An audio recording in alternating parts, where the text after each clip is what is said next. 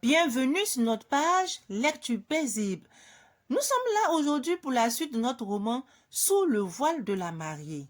Mais là, nous sommes sur la deuxième partie du roman. Mais avant de commencer la deuxième partie du roman, il faut bien sûr que je fasse un petit résumé de la première partie. Lors de la première partie, il était question du mariage de Jean-Jacques Gaultier et de Kirala. Nous avons vu qu'après son mariage, sa femme, pour ne pas dire la mère de ses deux enfants, s'est suicidée. Ensuite, sa copine à qui il avait promis le mariage, Fatim Bomba, a eu un accident très grave suite à la discussion qu'elle a eue avec lui sur son mariage. Enfin, nous avons constaté que monsieur et madame étaient aux antipodes, c'est-à-dire la dame voulait chasser ses parents de la maison alors que lui, il s'opposait.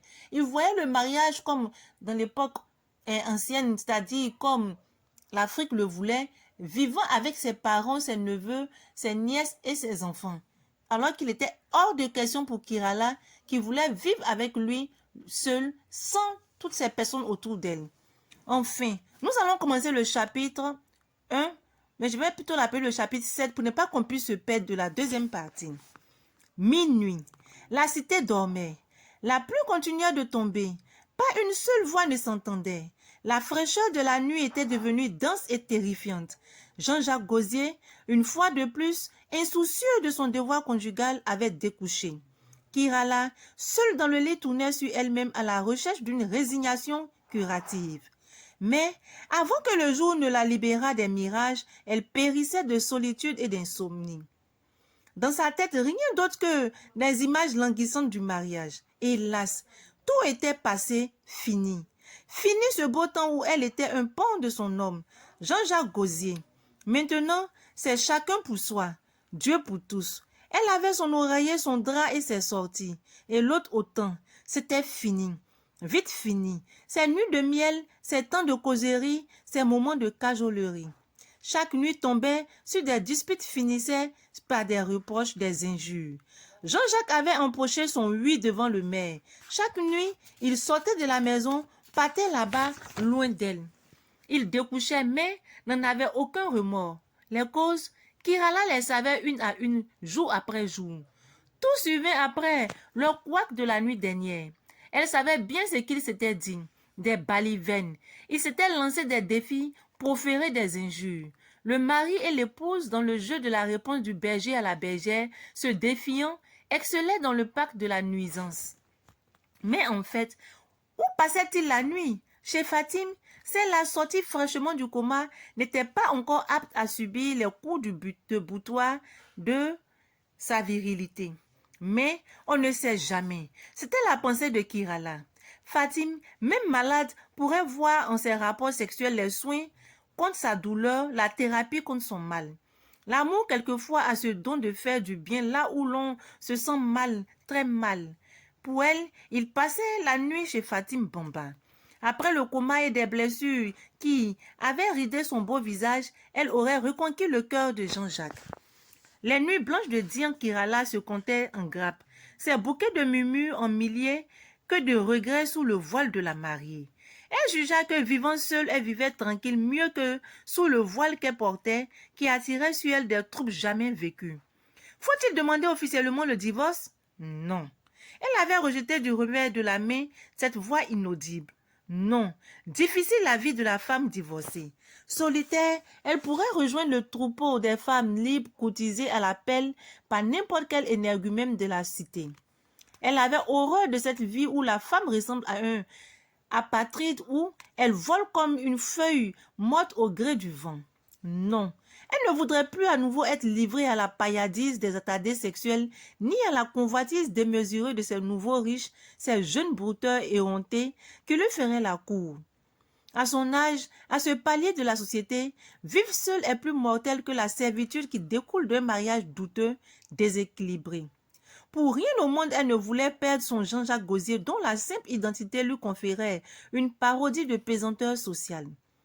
Sans lui, malgré sa liberté illusoire, elle retournerait encore bredouille à sa niche sous la rampe des colibés de ses collègues et de ses sœurs qui priaient pour le retour de son infortune.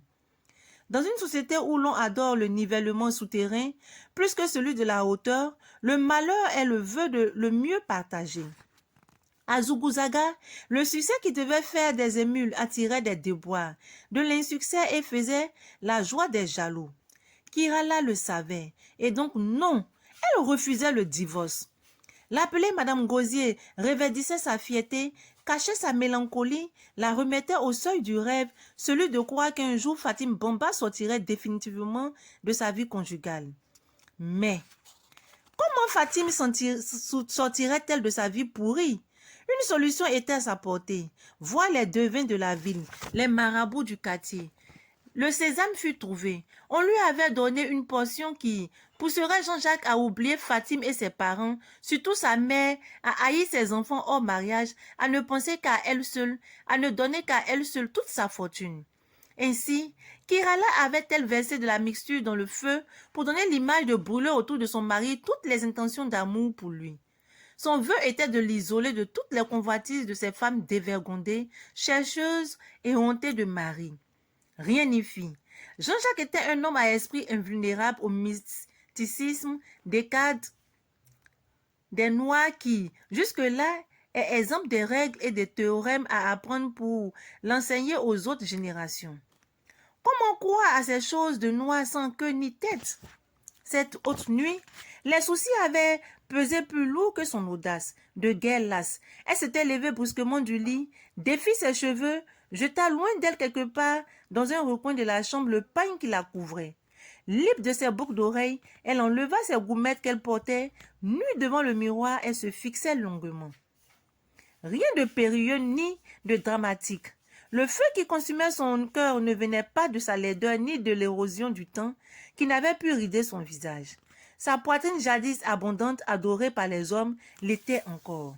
D'ailleurs même, elle l'avait trouvée plus haletant et volumineuse. Son nez était droit et fin comme celui d'une femme peule, était resté tel. Elle apprécia ses yeux globuleux, brillants, ronds et ses lèvres pulpeuses. Tout était là intact, inaltérable, tel qu'elle voulait se voir séduisante. En tout, Kirala avait constaté que malgré la corrosion du temps et de l'espace, elle était restée la même Kirala, appétissante, belle, charmante. D'où venait donc le mal? Pourquoi donc Jean-Jacques la fuyait-il?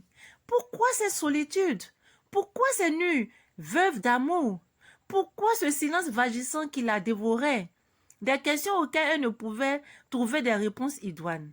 Pourtant, près d'elle en elle se trouvait la cause du mal dont elle souffrait. Elle ne voyait pas son arrogance. Elle ne se reprochait pas sa lugubre décision de chasser de la maison la mère de son mari.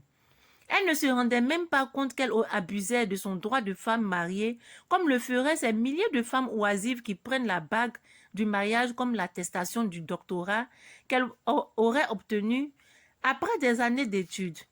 Il lui suffisait de se libérer de son voile. Elle verrait la source du mal. Elle saurait comment guérir de sa névrose. Elle saurait comment ramollir son mari. Lui, il était prêt à lui donner des raclées d'amour si elle redevenait l'agneau qu'elle était avant le mariage. On ne peut tuer un mal par l'effet, mais par la cause, la racine du dit mal. Une fois de plus, le matin s'annonça triste pour elle. Une idée la parcourut, le suicide. Pour le divorce, elle y avait pensé. Impossible. Avec le divorce, elle serait encore en vie et verrait ses détracteurs, ses ennemis, entendait leur colibé, leur riz jaune. Le suicide, oui, c'est mieux, murmura-t-elle. Elle n'avait jamais eu ce cœur ni préparé ni fait pour supporter le retour sans gloire à la cause des départs. En la mort, elle voyait cette potion curative qui l'aiderait à penser ses blessures, à éviter le sarcasme de la société. Seule, la mort la libérerait de tout. Remords, haine, colibé. Ainsi s'achève notre chapitre. Nous pouvons dire que Kirala ne pense pas plus à elle, mais elle pense plutôt au qu'en dira-t-on, à ceux qui l'entourent. C'est-à-dire, au lieu de prendre une décision, changer de comportement, mais prendre la décision de divorcer de Jean-Jacques, elle se demandait, mais qu'est-ce que les autres vont penser d'elle? Et c'est ce qui est un vrai problème pour nous autres qui vivons encore dans cette vie. Deux fois, au lieu de prendre des sages décisions, mais de prendre des décisions qui sont mieux pour nous-mêmes, on pense au qu'en dira-t-on, à ce que notre entourage pensera de nous. Et ça fait que nous demeurons dans la bêtise. Mais enfin, Jean-Jacques Gosier, il a fait un choix de se marier à Kirala parce qu'il s'est dit qu'elle était simple institutrice. Elle n'était pas comme ces femmes qui avaient fait de longues études comme Fatim Bamba, qui y pensaient allait le tenir dans le foyer et il n'aura pas de mots à dire. Mais c'est sur ça que je voudrais rebondir. Oui, les hommes font l'amalgame. Ils oublient qu'ils confondent tout. Ils se disent qu'une femme qui a fait de longues études est une femme qui ne peut pas être soumise, est une femme qui ne veut pas respecter, une femme qui allait être autoritaire. Mais ils oublient que la femme, bien avant d'avoir fait les études, est une femme. Elle est autonome. Elle doit penser à son autonomie. Elle peut prendre des décisions, mais sans pour autant blesser son conjoint ou lui manquer de respect. Et c'est cet amalgame que la jeune génération, pour ne pas dire les jeunes de maintenant font, et qui fait prendre des femmes qui ne sont pas allées loin dans les études, qui n'ont pas des bac plus 5 ou bac plus 7 au profit de celles qui ont fait de longues études. Et à la fin, on voit ce que ça donne. Oui. Qui aurait pensé que Kirala allait chasser sa belle famille de la maison de son mari? Hélas. Il s'est dit qu'avec une femme comme Kirala, elle allait être docile, elle allait épouser ses idées. Oh que non. Il se rend compte qu'il a fait peut-être le mauvais choix pour lui. Et elle demeure encore dans ce qu'elle pense parce qu'elle se dit qu'elle a raison et elle pense au qu'en dira-t-on. Au lieu simplement de venir vers son mari, de s'excuser et de retirer cette histoire, de chasser sa belle famille et de les faire revenir, elle campe sur cette décision. Et là, à cause de l'entourage, elle veut se suicider parce qu'elle se dit que si elle décide de divorcer, les gens riront d'elle. Je vous dis à très bientôt avec le prochain chapitre.